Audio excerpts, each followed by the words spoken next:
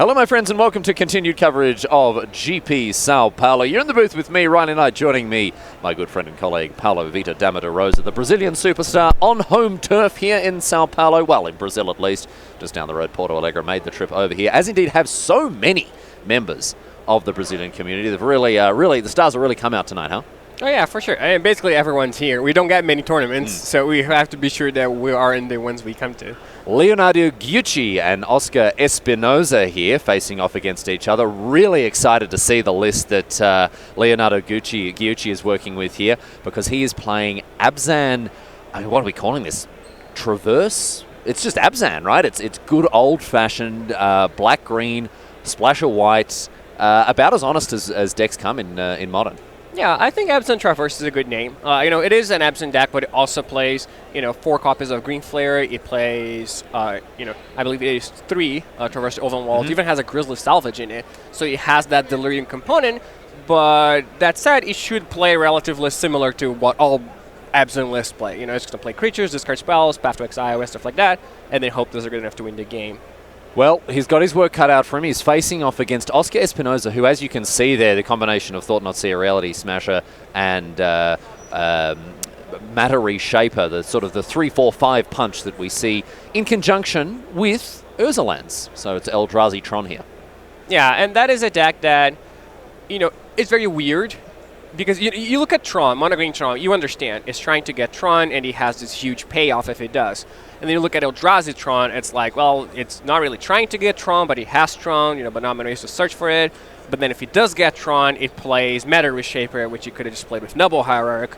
And at the same time, it's playing Chalice of the Void, which is going to be excellent against half the field.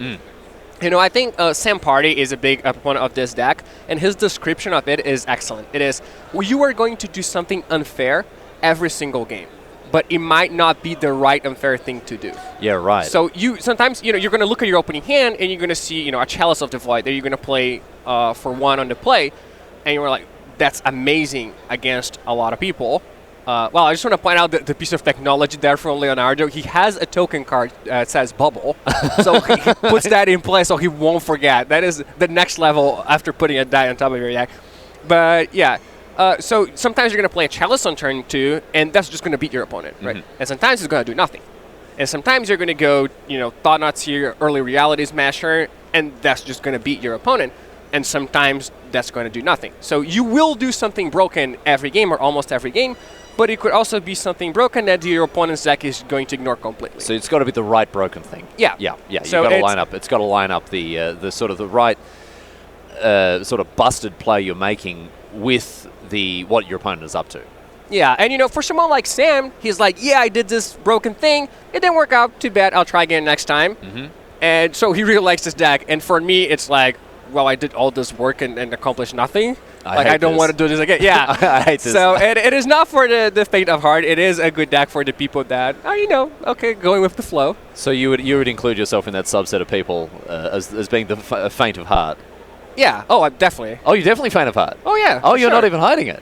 No. Oh, okay. Well, the thing is, that is not being faint of heart. You're not faint of heart about the fact that you are faint of heart. Well, you know what they say, like, know thyself and those kind of things. And before, I know, I know where I stand. Yeah. Faint of heart. I can see that. Wow, that's quite incredible. So Leonardo Gucci here, after deploying a Tarmogoyf, looks like a 4/5 already. Wow. The Mishra's Bauble just so important in not only Delirium, but making those Tarmogoyfs absolutely enormous. Not often we see artifacts played in the green-black rock decks. Oh, yeah, for sure. And it's just a good card with fetchlands. Yeah. I think it's a bit underplayed in Modern based on how good it actually is. And here's Grim Flare now. Yeah, and, this is a matchup that should be heavily favored for Eldrazi Throne as a whole, because its threats are just better. Yeah. But it's not looking that great for Oscar here, because his opponent was on the play, had quite a good draw. It was a discard spell into the whole thing, basically, the bubble, the Tarmogoyf. So Spatial Contortion's going to take care of that the Grim Flayer there. And it's going to pump Tarmogoyf in the process. And it is going to pump up Tarmogoyf to a 5/6 as well. We got land, instant, creature, artifact. Must have a sorcery hanging out there as well somewhere. Yeah, there's the turn 1 discard spell. Oh, that's right. That's Inquisition hidden away. Or Thoughts is, but it's definitely one of the two. Tarmogoyf beats in for 5. Espinoza down to 15, and a follow-up is another Grim Flayer here for Giucci. Yeah, and now he has Delirium, so that means another Spatial Contortion is not going to work. So Espinoza with a Ghost Quarter. So no Tron just yet, but a Mana Reshaper comes down. Eldrazi Temple providing 2 mana there to play this weird little boy. Yeah, now has the choice of, I assume he's choosing between casting a Walking Ballista for 1 or just not doing that. Chooses not to do that, which I agree with. Walking Ballista for 1 is not going to do anything in this board, and he could always draw his missing Tron piece and then cast it for a lot when it'll actually do something. I think Espinoza may be holding onto a copy of All Is Dust, which is certainly something that Giucci's going to have to bear in mind moving forward. Huge 7-mana sweeper can really just put games beyond the reach of a lot of decks, really. Because obviously it makes them sacrifice not just creatures, but any colored permanents whatsoever.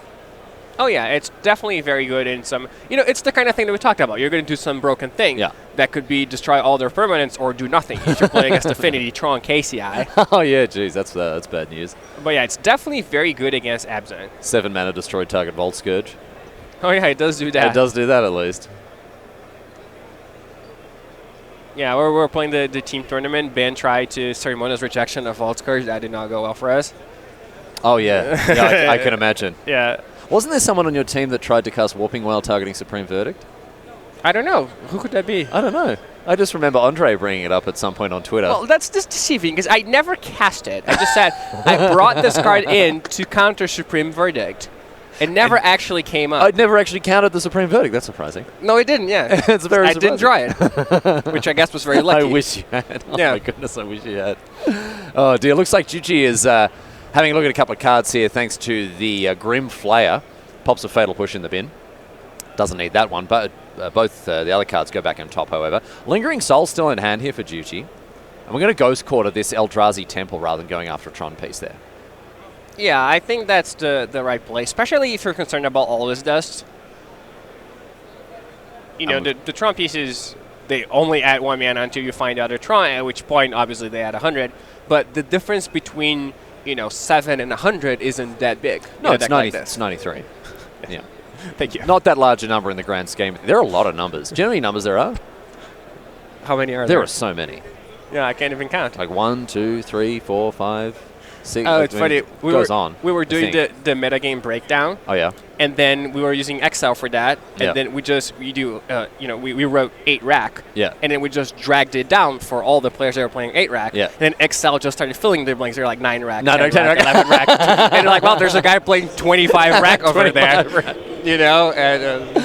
Oh dear, well as it turns out, Oscar Espinoza does have 100 million billion squid in mana here because he found an expedition map which found that power plant. He's got the 3 Tron pieces that he needs, and there goes the All Is Dust. So Giucci punished very heavily there, PV, for not having Ghost Quartered away that Urza's Mine.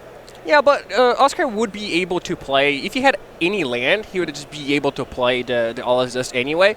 So, and I think his play was correct. I think, obviously it didn't work out. No. But that's not the only thing you have to go on when you judge a play. I think his play was right. Still got a lethal Tarmogoyf here for Espinoza to deal with, although a Walking Ballista can make short work of the big bad thumper. With 3 cards in hand, Espinoza is only going to have to see off a few more threats from this Abzan list before he begins to shuffle himself into the driver's seat here. Yeah, he can play a Ballista, but the Ballista can't actually kill the Tarmogoyf. It's a 6/7. So for 10 mana there, and we're going to see a follow-up Spatial Contortion plus Walking Ballista should be enough. Yeah, that will kill it. So the Walking Ballista goes down to 1, does 4 damage to the Tarmogoyf, which of course had +3/-3. And Giucci, 3 lands and nothing else going for him here. Lingering Souls is a nice way for him to come back. And a Path to Exile as well, a bit of an insurance policy against future beaters. Yeah, he has to path the Walking Ballista, though, before he can play the Lingering Souls. Otherwise, it's just going to trade with 8 mana. And we know Oscar has, a lot of mana, or roughly infinite as... Roughly. Yeah. It's close to it. Yeah, it's 12, but, Well, I don't know. In Discworld, troll counting. No. 1. Have you not read Discworld? No, I haven't. You haven't read Discworld? No. What is that? It's a fantasy book series, dude. It's like tongue in cheek. It's kind of like a satire, sort of hanging lampshades on fantasy tropes type thing. Okay. But the troll counting system in Discworld is 1, 2, many, many 1, many 2, many, many, many, many 1, many, many, or many, many 2, many, many, many, like that. So by that estimation, he is very close to infinite mana. Yeah, he has like many, if we're going to count that. That's right, yeah. Well, here's many of that mana for another All Is Dust. Destroy target 2-drop. And a Matter Reshaper now. Yeah, so, he has all the mana, but he doesn't have any cards. And he is on 6 life, so his opponent could just start with, just make 2 Lingering Stones tokens and then next turn make 2 more, and that's lethal over 2 turns. So it's a pretty fast clock in the air here. So and there then is Lingering Souls. Yeah, you can just ignore the 3 damage from the Matter Reshaper, and we'll also ignore any, Thought Knots here. So we're really looking for, I guess, Reality Smasher would be good here. Walking Ballista would obviously be great, but there are not that many cards that Oscar actually wants to draw. So Espinoza in for 3 now. He does the opposite of the sort of slow Yam Wing Chun Peel squeeze draw. Did you see how he draws a card? He puts it halfway across the battlefield to look at it. Yeah, no, that's good. I don't like the Wing Chun draw method. No. It makes me nervous. I bet. He's a Grizzly Salvage now. Espinoza's going to have a read of this one. Wow, an all-star back from the old Abzan Reanimated days. Oh, yeah. It definitely is, with Arboreal Rites and Crater Hoof. Oh, yeah. There is an argument for, I believe he has a Ghost Quarter in play. There is an argument for Ghost Quarter in the Godless Shrine because your opponent might just not play a Plains in a deck like this. I'm not sure. He probably is. Yeah, he's playing a Plains because he has Traverse to Overmold, so it's hard to justify not playing one. But, it is the kind of thing that you can try. Gyuchi seems to be in a spot of bother here, but ultimately, well, just always take the Rhino. Always take the Rhino. Easy game, easy life. Across comes 2 points of damage. Espinoza on a virtual 3 down a, because of the... we'll call it a gentleman 0. A virtual 1. I mean, it's Walking Ballista or Bust at this point. I guess All Is Dust, another one would also work, but I don't think he's even playing that many. All Is Dust or All Is Bust here for Oscar Espinoza, and it looks like it's going to be the latter here as he scoops him up. Once again, Siege Rhino too strong. I think it was actually the Lingering Souls that were really getting doing the bulk of the heavy lifting there, but Abzan Traverse, I love this deck. Fair mid-range strategies, playing good cards that stand on their own. They're fun to play. You always have a good game of Magic, right? You always have a good game of Magic when you're playing with or against these decks. Yeah, certainly much better than, some other decks that we're playing. If we see, K-Sai versus Storm. Yeah. Like, a player is going to win, but the other player's not going to play a game. They're kind of playing, they're not quite playing Magic, right? They're playing, a game that's sort of Magic adjacent. Well, they're both playing Magic, just not together. Yeah, that's it. Right, yeah. They're both, it's sort of like...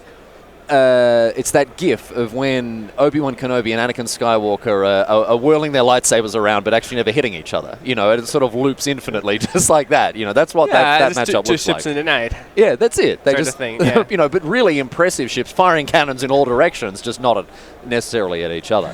Not exactly interactive Magic going on there. But there's plenty of interaction to be seen between Abzan Traverse and Eldrazi Tron. Let's have a look at the sideboard plans for these two players. I've got the Abzan sideboard in front of me. Thrun as a singleton, a couple of other singletons, Kataki, Gadak Teague, and Eidolon of Rhetoric. You're going to have to help me with this one. Asabio di Rendindundanja Chachao. Oh, I believe that's Reclamation Sage. That would probably be the one. Shriekmore Nail, Spellbomb, Maelstrom Pulse, and Bojuka Bog. And a couple of 2-ofs as well, Fulminator Mage, Surgical Extraction, and Damnation. So plenty of options here for Gyuchi to bring in. What are you looking for to make an impact post-board? Well, I think Fulminator is a card you definitely want because it stops at Eldrazi Temple or, Tron. You might want Gadak Teague because of All Is Dust. Yeah. I believe that is the only thing it actually stops, but... it might be good enough to get in anyway, at least as a one-off traverse target. Yeah. There are 3 traverses in the list, so you do get a lot of benefit for having a one-off. Damnation as well, I think, to deal with massive big Eldrazi beaters.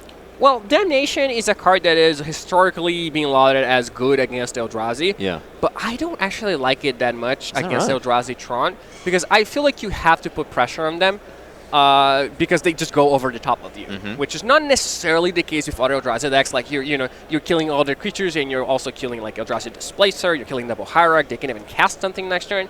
Against Eldrazi Tron, you clear their board and they'll have 10 mana and you'll have 4, and then their cards are better than yours. And you've got to put pressure. You were saying, it's important to put pressure on it. The way you generally put pressure on in a mid-range deck like this is with your creatures. And a Damnation you're saying is better in a matchup where you're really looking to get on the grind, looking to go into top deck mode and contain decks that are creature focused, aggressive, like humans, for example.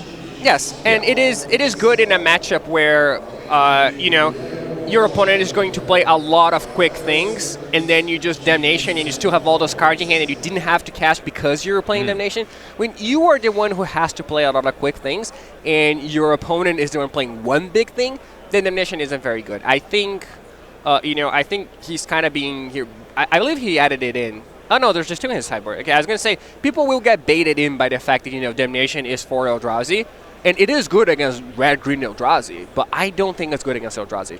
The card that is good is Trickmaw, which destroys a non-artifact, non-black creature, which, all the Eldrazi are. Even though they're colors, they're not artifacts, so Trickmaw is really good here. And you can recur it with, Liliana the Last Hope to do it again. And just having a 3-2 creature that is hard to block is pretty good. Yeah, all right. That seems like a decent option there for Gyuchi. Let's turn the tables now, have a look at what Espinoza is working with. Wormcoil Engine, Basilisk Collar, and Sorcerer's Spyglass, all one-offs. Super surprised by the role of Sorcerer's Spyglass in Modern. I remember when it was first previewed, writing a bit of a Modern review article, set review article as to which cards in Ixalan would make an impact in Modern, and I just dismissed it. It's just a worse Pithing Needle. It costs twice as much and does the same job, but I thought worse. But apparently the extra mana is really worth having a look at the opponent's hand. Well, I believe here the big reason it's not playing 3 Pithing Needles is because it has Chalice of the Void. Oh, right. And Chalice of the Void is a card you generally want to play on 1, so you can't Pithing Needle after that. It's the same reason Legacy decks play, this sort of, the prison decks that have like Ancient Tombs and stuff and want to play Chalice on 1 or turn 1 every time. They play Spyglass because they can play that after a Chalice. Okay. I believe that is the main reason for that here. That said, I'm not sure why it does split. This sounds like the sort of situation where you identify that one card is better than the other, and then you just play 3 of that card. There's no benefit to playing multiples. Because there is a split here, 2-1 split. The benefit of playing a split, I mean. There is, and I was going to say there's a split in this list, Pithing Needle 2 of, Sorcerer's Spyglass 1 of. A couple of other 2 ofs as well, Relic of Progenitus, Warping Whale, Surgical Extraction, Ratchet Bomb, and a Torpor Orb. What are your eyes on here for Espinoza? I assume it's mostly against humans. It does shut off a lot of cards. The Torpor Orb specifically? Yeah. It shuts off Reflector Mage. It shuts off, Talia's Lieutenant. Those are the cards that matter. Like I'd say Freebooter, which doesn't matter that much. But the other 2 really matter a lot. And just shutting off Reflector Mage is huge in those Eldrazi decks. But against Abzan Traverse, surely it's... Oh, you don't want it. No. Against Absent Traverse, no. You do want Relic of Progenitors, I think, because there's such a graveyard component. There's the Green Flare, the Traverse, the Lingering Souls. Let's say he didn't see Traverse, so I don't know whether he knows those are in his opponent's list or not. But I assume we should have Relic either way. I mean, Grimflayer, Tarmogoyf enough, I think. Oh, yeah, I also talked about that. And Lingering Souls, easily enough to include a Relic of Progenitors. A relatively low-cost graveyard hate card. Certainly my go-to graveyard hate of choice when playing Blue-White or Jeskai. Obviously, it doesn't interfere quite as backbreakingly with things like Snapcaster Mage. Yeah, and I think he wants Wormcoil Engine too. Wormcoil Engine is excellent against Jund because they can't kill it without giving it the 2 tokens. And Abzan actually can because they have Path to Exile. But even then, it's such a powerful card if they don't kill it.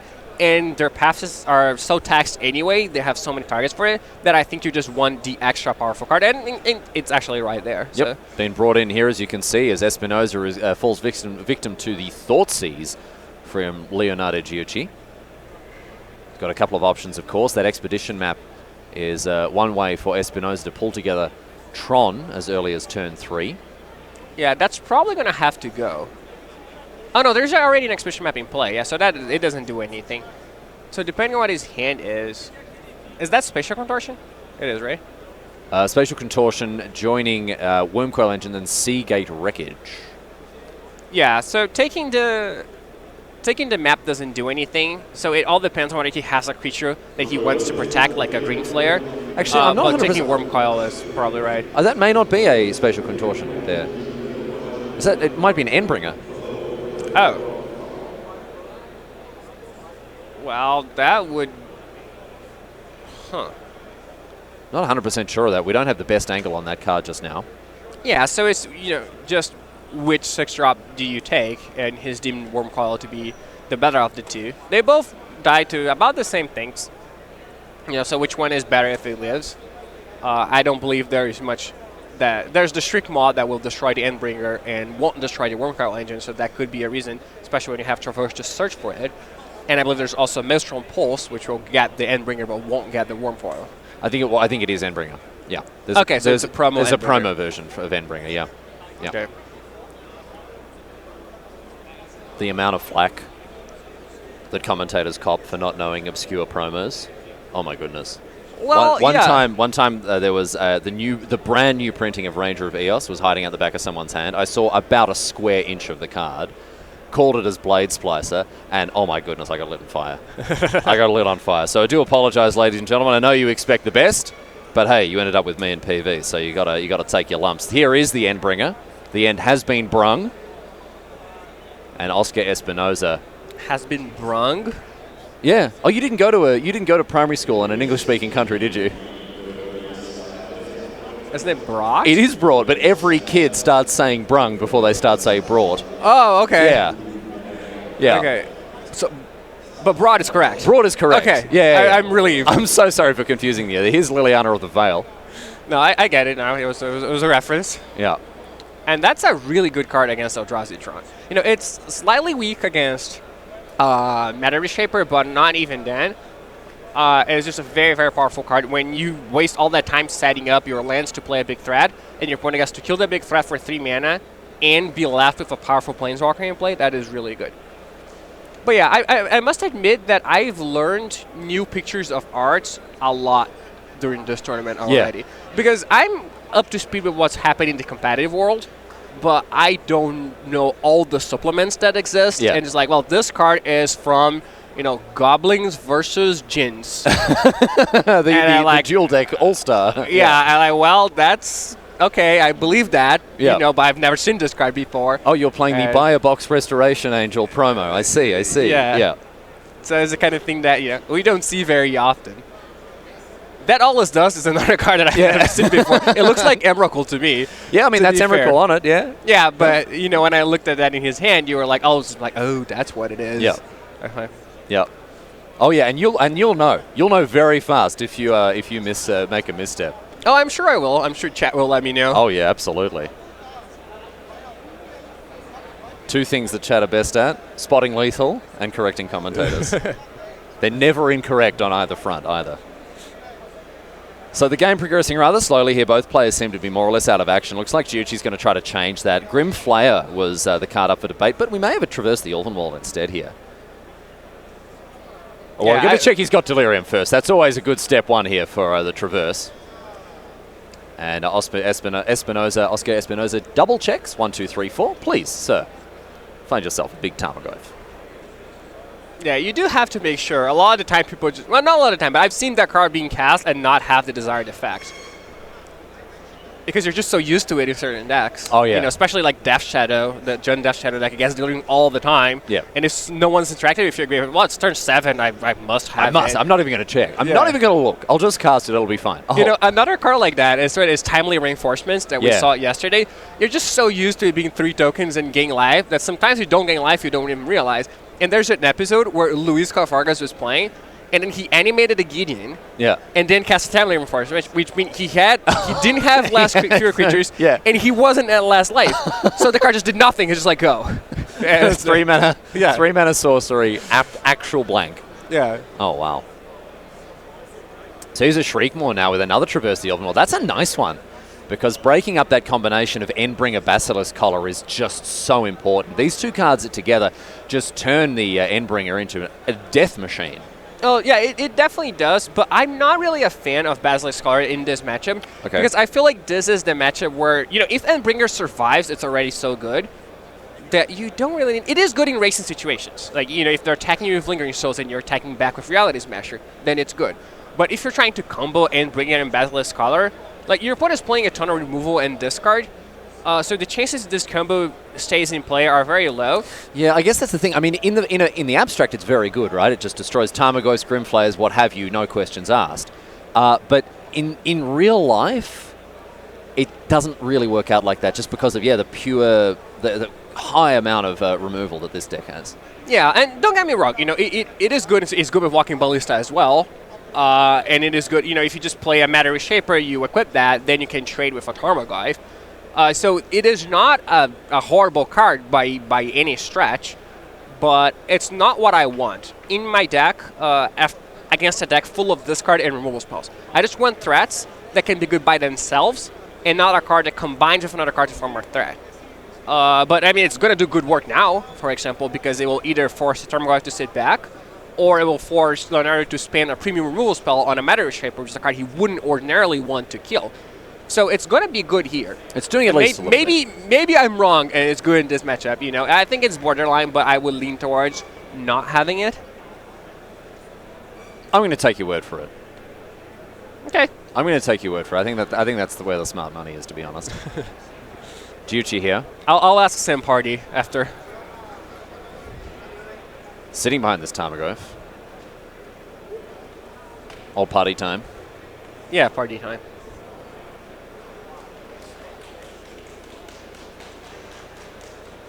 We'll see. Yeah, I can't really see what's in Leonardo's hand. No, he's playing the cards close to the chest here. We do have a Grim Flayer at least that we know of, and there's going to be another 2-drop. Oh, double Grim Flayer. All right, okay. Okay, yeah, so that Basilisk Scholar is turning the Matter Reshaper into, a much bigger creature than it normally is. It's working a lot in that regard. And now Ratchet Bomb as well. Okay, this is a really nice one. Wow. Yeah, there's now a timer on this game. It's 2 turns. Yeah, exactly right. And Gyuchi is going to have to... I mean, he's forced to take some action here because not only are these 2-drops being faced down by the Ratchet Bomb in just a couple of turns here, Espinoza does have a nice way to continue to pressure with another copy of Matter Reshaper. Yeah, Gyuchi and there's the the Seagate Wreckage there too, that is active. Oh, right. Is he Hellbent already? Yeah, he is. Well, already. Well, opposed to the Gyuchi. Gyuchi's got like 3 cards in hand, 4 cards in hand. Yeah. It's only like turn 15. That's pretty late. He has so much mana. Yeah, I'm just trying to dig up, man. I'm just trying to dig up. It doesn't really work like that. This card's so sweet. Yeah, it is. I really liked it in Lantern.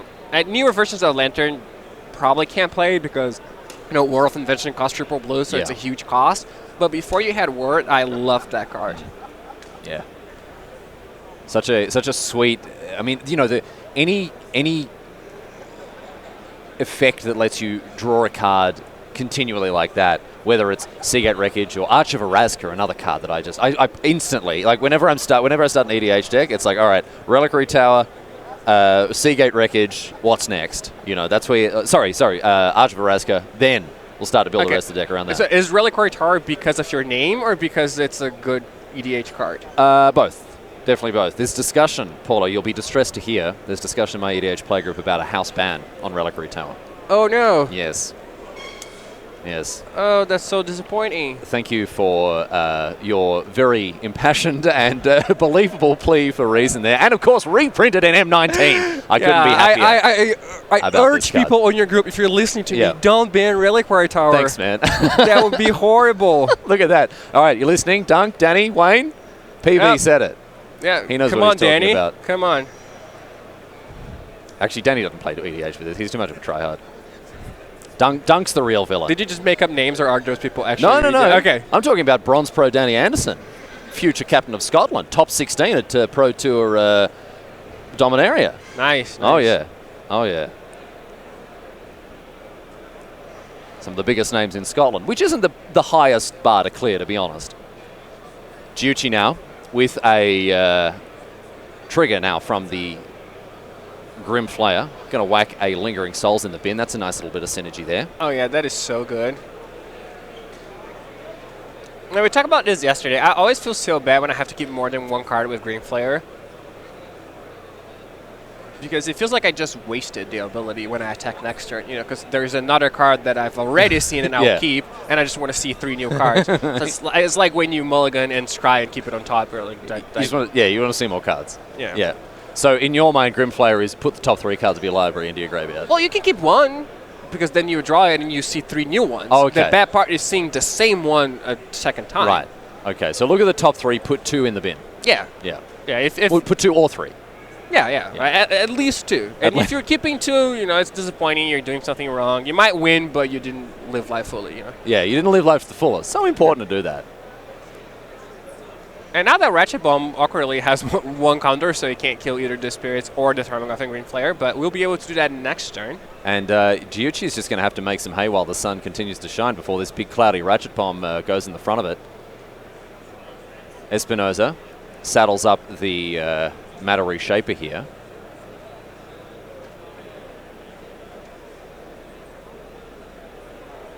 See what his next move is. Looks like he's just going to shift the turn here, Paulo. Back to Gyuchi. Yeah, he doesn't have a lot of choices. I think he's just dead. If he might be dead either way here. Liliana the Veil. Yeah.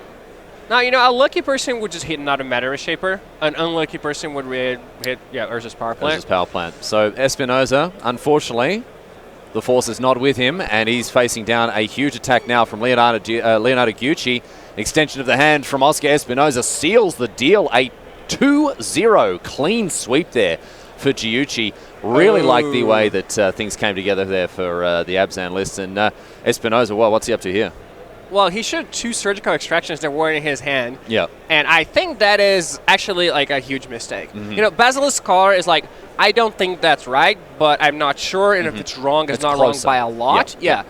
Surgical extraction, I'm pretty convinced it's wrong. I mean, your opponent plays a Grizzly Salvage. They mill over 5 cards, they pick the best one, and what do? You Grizzly...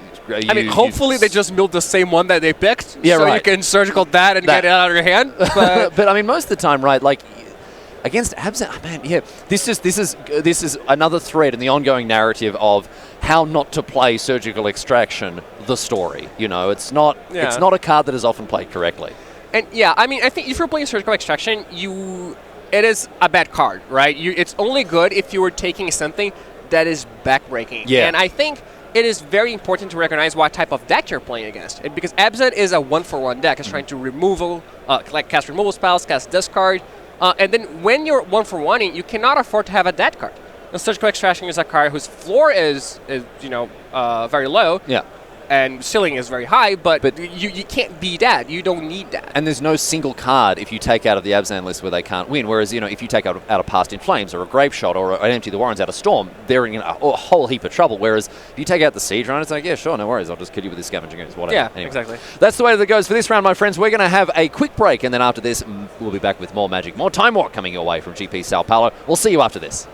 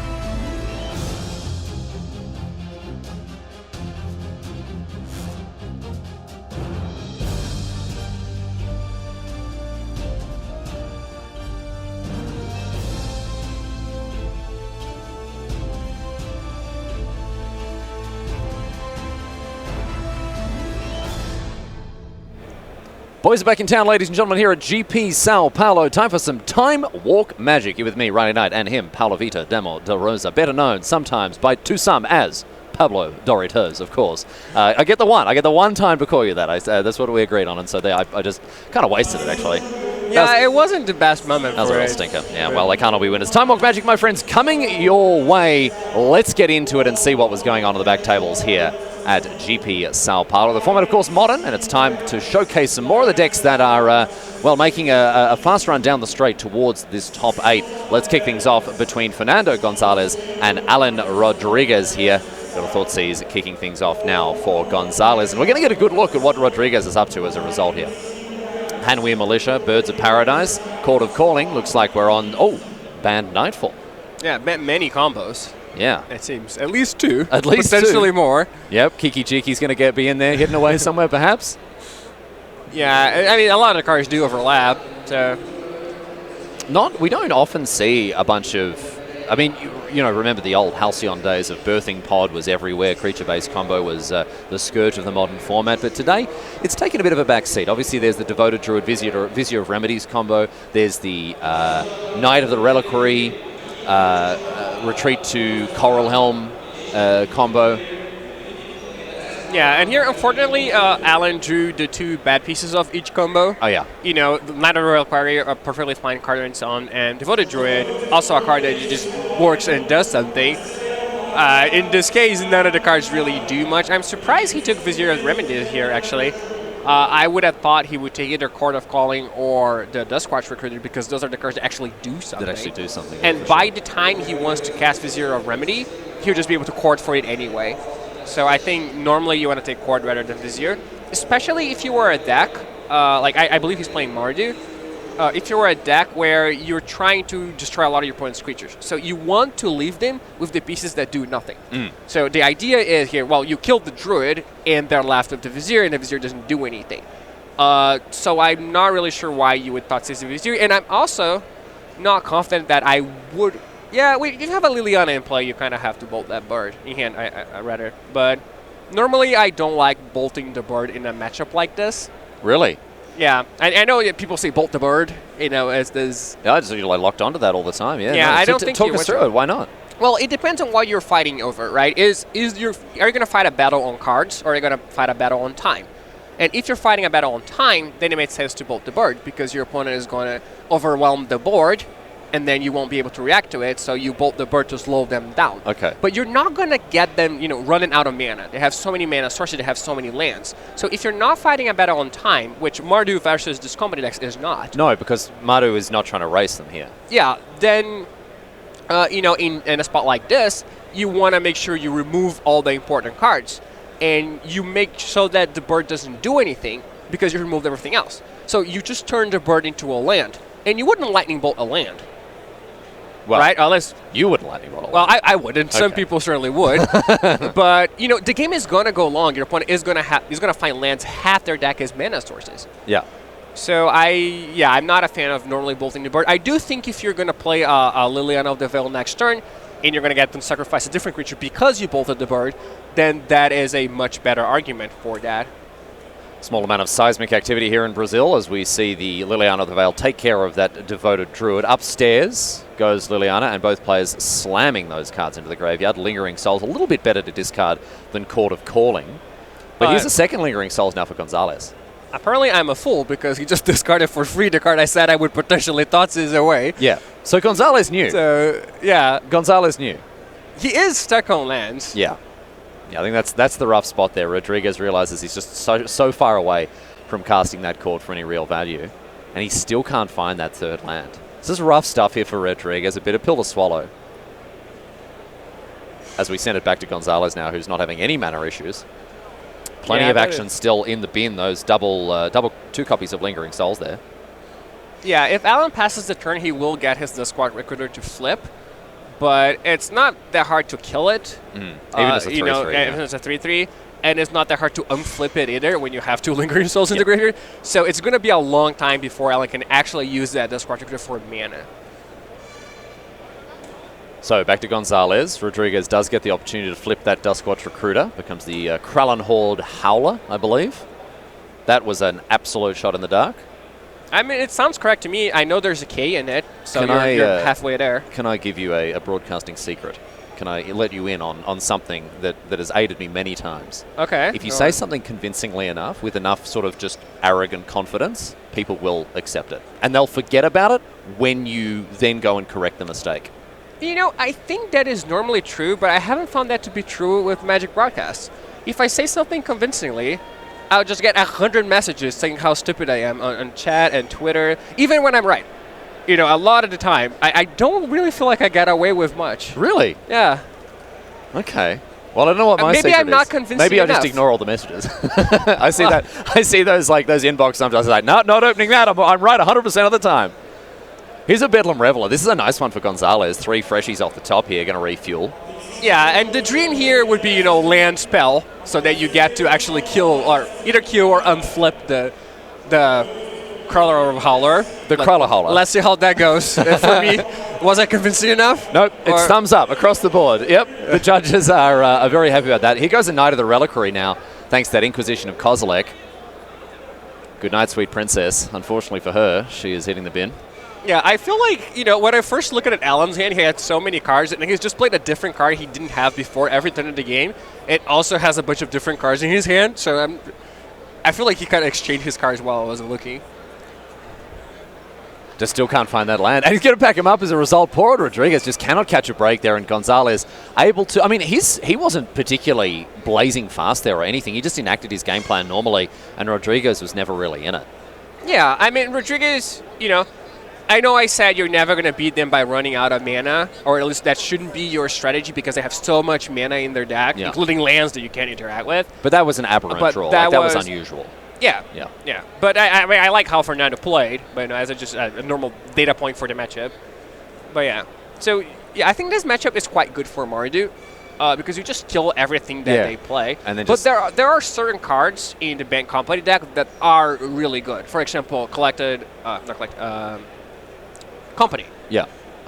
Company itself is a card that is amazing in this matchup. Because it's 2 for 1. It's just 2 for 1, yeah. And even a card like Eternal Witness is, I don't know how many are in this list, or even like Kitchen Things. Any card that is a 2 for 1 is extremely valuable. Nice one here for Gonzalez, holding a copy of Blood Moon.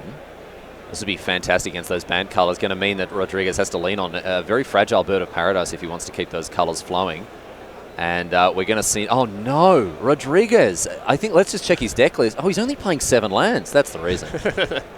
No, poor old Rodriguez has had a bit of misfortune here, unable to find the lands that he needs. Putting expensive spells out of reach there. And, yeah, I love this. Collective Brutality. Hey, just go for the throat here. Well, not go for the throat. Obviously, it was Collective Brutality, but still. And there's that second land. That's better stuff from Rodriguez. That's going to unlock more expensive cards in hand. I can see a Collected Company in hand for him. Yeah, and Collective Brutality is a card that is really good against his Bad Company decks because he gets to kill a creature, often like a combo piece, and he also takes Collective Company out of their hands, and that is the best card. Surprising it didn't get escalated there because it's always at least worth having a peek. Often they'll have a Collected Company, they'll have a Court of Calling, something for you to snag there. If I were Gonzalez, I think I would have escalated. Yeah, I think so too. It is not that you have a ton of targets. Yeah. It's that the targets that you do have are very, very good. important. Very good. Yeah. Yeah. Like, again, Collected Company is the best card in the deck against your plan of killing everything. And now I'm not sure what he's going to do here. I mean, he could play Blood Moon, but that's not going to accomplish a whole lot. No, not really, especially as we see him search out a mountain. I would think you'd get that second swamp otherwise. I mean, I guess Bedlam Reveler in hand makes sense as to why you'd want double red there. Yeah, I mean, he could play Blood Moon and then kill the mana creatures later at a later point in the game and try to lock Alan out, but letting that Devoted Druid survive when your opponent is, so short on lands is really bad. Is this another Collective Brutality here? That's going to be huge. Yeah, if you have another Collective Brutality... Oh, wow, yeah, look at this. It is a good reason to not escalate the first one, because it's unlikely your opponent has 2 targets, and you give them, you both give them an extra draw to draw a card that you can take, and you give yourself an extra draw to decide which card you want to discard. Fortunately for Rodriguez, however, he is going to be able to hold on to at least one of those Collected Companies. The other one's going to hit the bin, in addition to a Spell Queller and a Reflector Mage in hand here. A couple of powerful white-blue cards for Rodriguez. Yeah, and I mean that is the drawback scenario of not is your opponent does actually have 2 of this card, which is not common but can happen. I don't like Reflector Mage here. Yeah, I don't either. It's not great. I mean, it can kill a Spirit Token, fantastic, but you never want to bounce a Bedlam Reveler unless it's in response to its own trigger with an Ether Vial. I've done that. It was huge. Or Galactic Company. Oh, yeah. Yeah. That's a good point. But yeah, normally I don't love it. Again, it's because I think, well, that was, yeah, okay. That was expected. Okay. Because, you know, they knew about it. Yeah, I think the issue is that the Mardu deck is trying to kill all your cards. So you need all your cards to do something. Like, and when the last card you have standing is Reflector Mage, that's really bad for you. It doesn't do anything. No. So you really want a more powerful card. Young Pyromancer off the top now for Gonzalez. He's slowly working through the contents of his hand, working towards that Bedlam Reveler. Rodriguez is finally finding some action. Well, at least lands. Not quite action there, but he did manage to find that third land at long last. Yeah, So I mean, he has action in hand already. might be able to deploy some of it here. Collected Company and Reflector Mage in hand for Rodriguez. And you would think one Collected Company might be enough to start to get him ahead here. Oh, for sure. I mean, obviously it depends on what it hits. You know, it's Collected Company. It could hit nothing, could hit 2 birds. Yeah. But if it gets like a Eternal Witness, it brings something back already. You know, Neither Reliquary is a huge threat by itself. What's the worst Collected Company you've ever seen? Nothing. Have you actually whiffed? Oh, so many times. Really? Well, I'm baffled that you think that's surprising. I've never seen it played in a list where it's like even remote. I guess you play a lot of Magic. Because you don't play Collected Company unless you are, you know, what, 95%? It happens so much. No, I've never seen the double whiff. You know, last PT, how many Glintnest Cranes I missed? Well, like, that's different. Like that's completely and different. And you're like 10% to miss. Okay, all right. So no, but I think, I don't know, I've seen people miss with Company.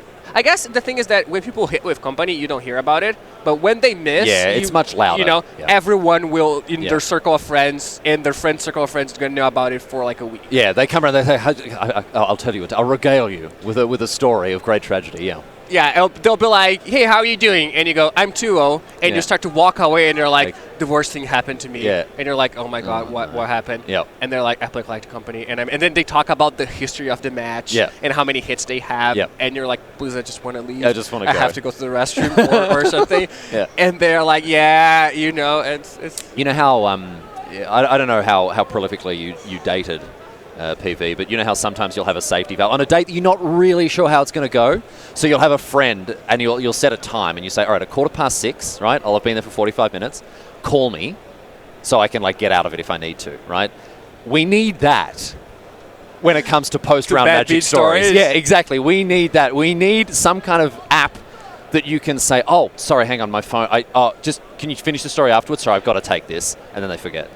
Yeah, and a lot of the time it's like, they ask how you're doing, and you go 2-0, and then you don't ask how they're doing, and they just stare at you with those, you know the cat from Shrek. Oh yeah, with Puss in Boots. Yeah, they just stare at you with those eyes. They're like, fine, I'll ask what's your record. You're like, well, I'm glad you asked. I just lost because, and there goes half an hour story. You were like, well, this is the biggest regret in my life. Oh dear. Here's a Blood Moon that we talked about. That's what friends are for. You know, I guess. If you have to complain to someone, it might as well be your friends. Yeah.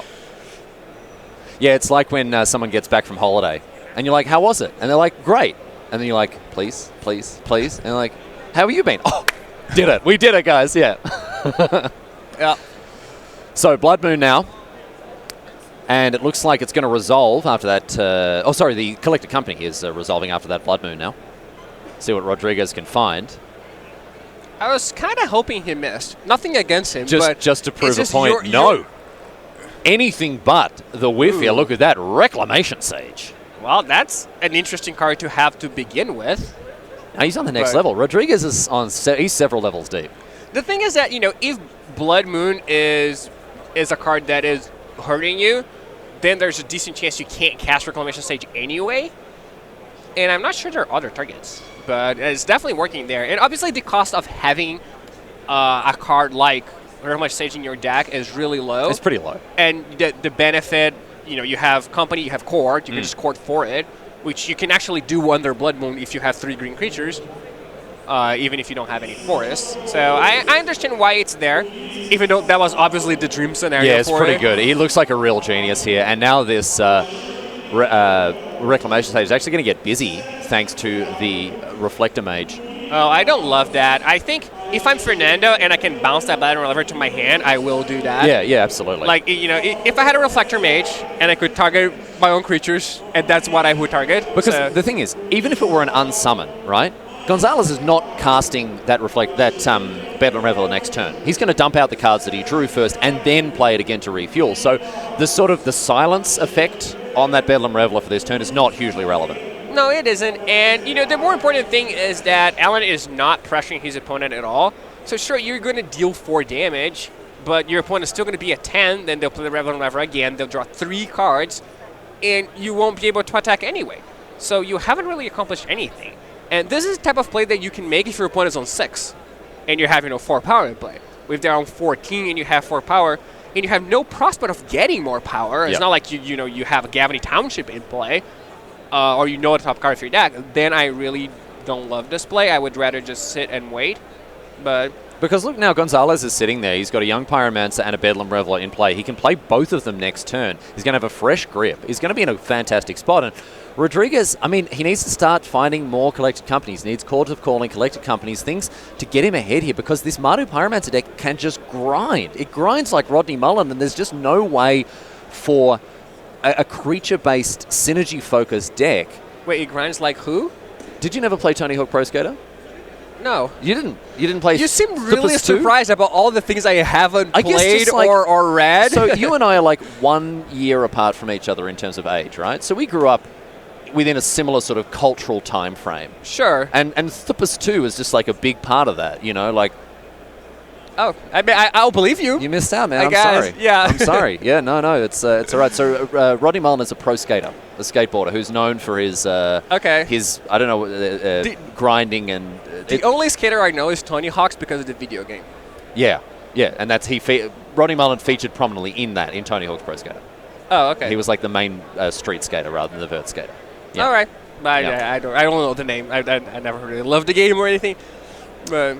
Double triggers now from this young Pyromancer. And the other reason I was so surprised you hadn't read Discworld is because you have put me onto so many amazing fantasy books that I would have thought you'd just be all across them. Like for me, you're the grand say. I'm a reference. Yes, in terms of fantasy books? Okay, I see. Yeah. I understand your confusion then. Yeah. Yeah, you're the wise old sage. You say, "Come to me, child, and I'll regale you with recommendations for books that you will love." Although I did find the Black Prism to be a bit of a whiskey. Yeah, that's weird. It's great. They even play a game like Magic in the book. I believe the author is a Magic fan. Oh, really? Yeah. I didn't get that far. I'll give it another go. I'm reading Foundation at the moment, but after that, I'll get back into it. So it looks like we're determining which one is or is not summoning sick, but the Elemental token gonna get all the way here. Take 1 damage.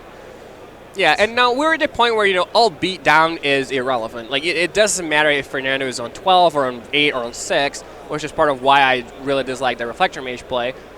And I'm not sure there are many great cards for Alan Rodriguez. He needs cards like Knight of the Reliquary that can actually win the game by themselves. He just draws, mana, that's useless. Boards of Paradise, Devoted Druid. The Zero Remedy is useless. Even the full combo for mana is useless at this point. So it's really looking to cards like, Knight of Reliquary, and Duskwatch Recruiter would probably be his best draw. Yeah. Though he doesn't have much time.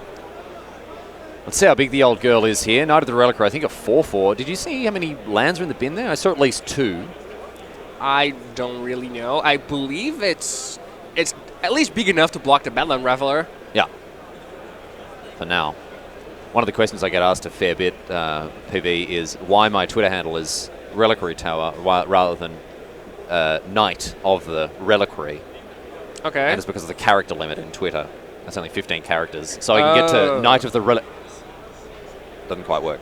Yeah, that is annoying. Yeah. Maybe if they increase the limit, will you change your Twitter? I think so. handle? I think I'd be just bleeding value if I didn't do that. Yeah, Did you have to fight for your piece of real estate? Were people wanting a PVDDR?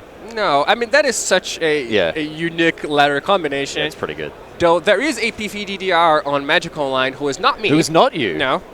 And, I got a Magic Online very early, and there was already a PVDR. And you didn't slam that one. Wow. Yeah. So if you ever play against PVDR on MTGO, not me. Maybe that's just your the account that you go on when you're trying out like weird or wacky decks you're not confident to win with? That's like your Smurf account? Well, that would be a really bad Smurf account. It's just my name. I could choose literally any other name. Well, that's the joke, right? Because no one's getting up. He's like, oh, well, surely not him. Well, I do have an account that includes the name PVDR in it. Yeah. It's just straight PVDR. That is not me, for the record. Knight of the Reliquary down. Fatal Push. He gets rid of her here.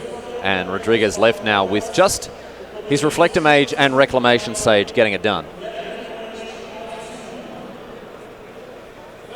Lightning Bolt, the final card in Gonzalo's hands, going to remove this 2-3 and create 2 more tokens. Just, wow, he's the one bleeding value at the moment like that. And Fernando Gonzalez, oh my goodness me, he's very happy with himself having won that one. Woo!